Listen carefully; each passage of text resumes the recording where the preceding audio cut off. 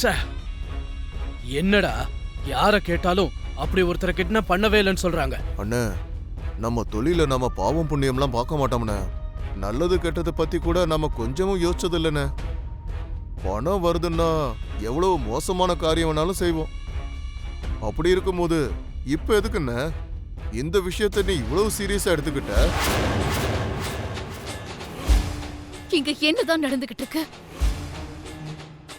என் கண்ணு முன்னாடி இருக்கிறது லக்ஷ்மி தானா, இல்லனா லக்ஷ்மி மாதிரியே இருக்கிற சம்யுக்தாவா? ஆமா, லக்ஷ்மி தான் அரவிந்தா.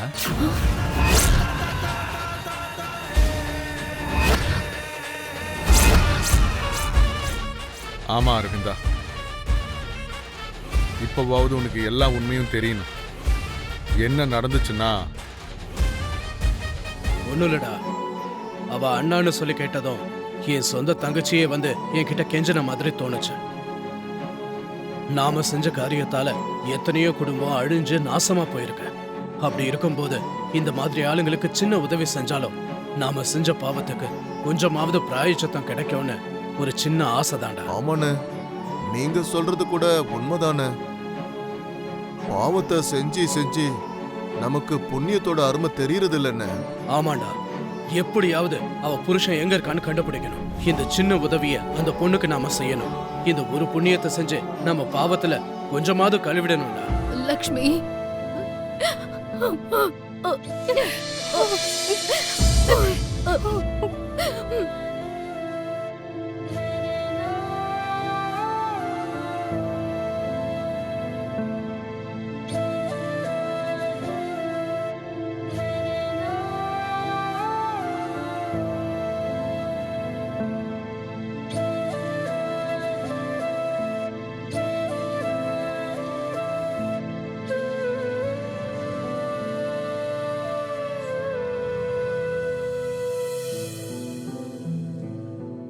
நீ இறந்து போயிட்டன்னு நினைச்சு நான் அழுகாத ராத்திரியே இல்ல. ஆனா ஏதாவது ஒரு அற்புதம் நடந்து நீ திரும்ப வருவேன்னு நான் எதிர்பார்த்துட்டு இருந்தம்மா. இவ்ளோ காலம் உன் புருஷனையும் உன் குடும்பத்தையும் விட்டுட்டு உன்னால எப்படி இருக்க முடிஞ்சது லக்ஷ்மி? நிலைமை என்ன அந்த மாதிரி ஒரு சூழ்நிலையில விட்டுருச்சாத்த. அதனாலதான் என் காலுக்கு கட்டியிருந்த சங்கிலியை அவுத்துட்டு என்னால உங்ககிட்ட வர முடியல. உன் மனசு எந்த அளவுக்கு கஷ்டப்பட்டிருக்கும்னு எனக்கு தெரியாது. ஆனா நீ ஆக்சிடென்ட்ல இறந்துட்ட, நீ திரும்ப வரமாட்டேன்னு எனக்கு தெரிஞ்சதும் எங்க எல்லாரோட மனசும் சுக்கு நூறா உடைஞ்சிடுச்சு. நீ மறுபடியும் எப்ப திரும்ப வருவேன்னு ஒவ்வொரு நாளும் எதிர்பார்த்துட்டு இருந்தோம். லக்ஷ்மியை எதுக்காக எங்க கிட்ட இருந்து பிரிச்சேன்னு அந்த கடவுள் கிட்ட நான் எத்தனை வாட்டி கேட்டிருப்பேன் தெரியுமா? என் லக்ஷ்மிக்கு ஏன் இப்படி ஒரு அநியாயத்தை செஞ்சீங்கன்னு அவரை நான் ஒவ்வொரு நாளும் கேட்டுட்டு இருந்தேன். நான் கேட்ட எந்த ஒரு கேள்விக்கும் அவர் பதில் சொல்லவே இல்லை லக்ஷ்மி. ஆனா ஆனா இன்னைக்கு எனக்கு எல்லாமே புரிஞ்சிடுச்சுமா. இந்த மாதிரி ஒரு அற்புதமான சந்தர்ப்பத்துக்காக தான் இவ்வளவு நாளா எங்களை விட்டு உன்னை தூரமா வச்சிருந்திருக்காரு. இவ்வளவு சந்தோஷத்தையும் ஒரே தடவையா கொடுத்து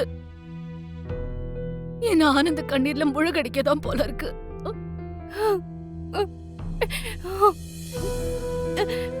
உன்னை எப்படி பார்க்கும்போது என்னோட மனசு சந்தோஷத்துல நிறைஞ்சு இருக்குமா.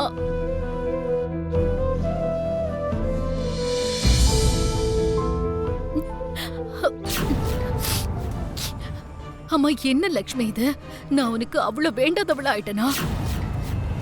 என் மேல உனக்கு அந்த அளவுக்கு கோவமா என்ன? என்ன அத்தை இப்படி எல்லாம் பேசிட்டு இருக்கீங்க? வேற என்ன எப்படி பேச சொல்ற? நீ இறந்து போயிட்டதை நினைச்சு நான் எந்த அளவுக்கு வேதனைப்பட்டிருக்கேன்னு உனக்கு தெரியுமா? நான் தினமும் எவ்வளவு வேதனைப்பட்டேங்கிறத நீ பாத்துக்கிட்டு தானே இருந்த. நீதான் லக்ஷ்மிங்கிற உண்மைய ஒரே ஒரு தடவையாவது என்கிட்ட சொல்லணும்னு உனக்கு தோணல? அந்த வார்த்தையை சொல்லி என்னோட கண்கள்ல அந்த சந்தோஷத்தை பார்க்கணும்னு உனக்கு தோணவே இல்லையா லக்ஷ்மி? நான் தான் சொன்னேன்ல அத்தை, என்னை சுத்தி இருந்த சூழ்நிலைகள் என்னை வாயை திறக்க விடாம செஞ்சிருச்சு. லக்ஷ்மி என்ன செஞ்சாலும் ஒரு காரணம் இருக்கும்னு உனக்கும் தெரியும் இல்ல அரவிந்தா. இப்போ இவ தான் லக்ஷ்மிங்கிற உண்மை வெளியே தெரியாம இருக்கிறது தான் நல்லது. அதனால தான் இப்போ அவ லக்ஷ்மியா இல்லாம சம்யுக்தாவா மறைஞ்சு வாழ்ந்துகிட்டு இருக்கா. அவ்வளவுதானே தவிர இவளுக்கு உன் மேல பாசம் இல்லைன்னு ஆயிடாது, உன் மேல அன்பு இல்லைன்னு ஆயிடாது.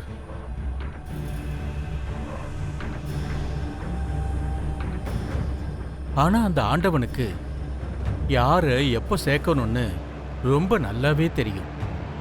அரவிந்தா, இவ்வளவு நாளா உங்களுக்குள்ள இந்த அளவுக்கு பிரிவை ஏற்படுத்தினதுக்கும் கண்டிப்பா ஏதோ ஒரு காரணம் இருக்கும்.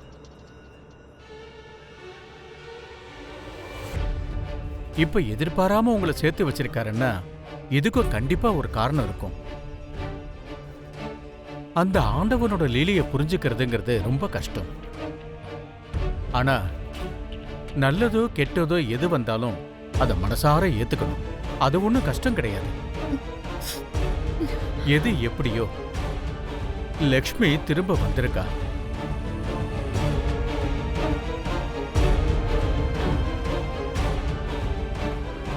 இதுக்கப்புறம் அவளை சந்தோஷமா பாத்துக்க வேண்டிய கடமை உங்களோடது. லக்ஷ்மி, இதுக்கப்புறம் நீ எப்பவும் எங்களை விட்டு பிரிய கூடாதுமா. என்னிலிருந்து உனக்கு எந்த ஒரு கஷ்டமும் வராம பாத்துக்க வேண்டியது எங்களோட பொறுப்பு. ஒரு வாட்டி உன்னை எழுந்து நாங்க தப்பு செஞ்சிட்டோம். இந்த முறை நாங்க தப்பு செய்ய மாட்டோம், சரியா? அம்மா லக்ஷ்மி, இப்ப விரதத்தை ஆரம்பிச்சிடலாமா? சரிங்க ஜோசியரே. ச்சே, இந்த நல்ல விஷயத்த உடனே சொல்லணும்னு நினைச்சேன். தங்கச்சி ஏன்டா போன் எடுக்க மாட்டேங்கிறா?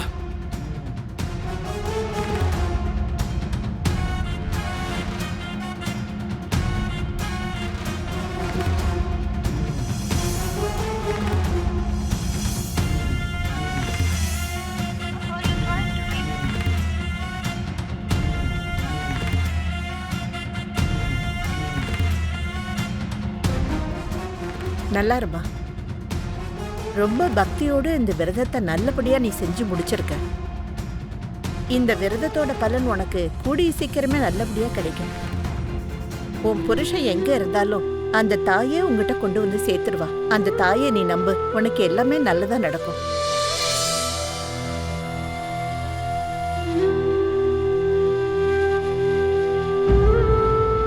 லக்ஷ்மி, மித்ராவை நீ காப்பாத்தணுங்கிறதுக்காக எவ்வளவு கஷ்டப்படுறேங்கிறது எனக்கு புரியுதுமா. மித்ராவோட உயிரை உன் உயிரை பணயமா வச்சு நீ காப்பாத்திக்கிட்டு இருக்க.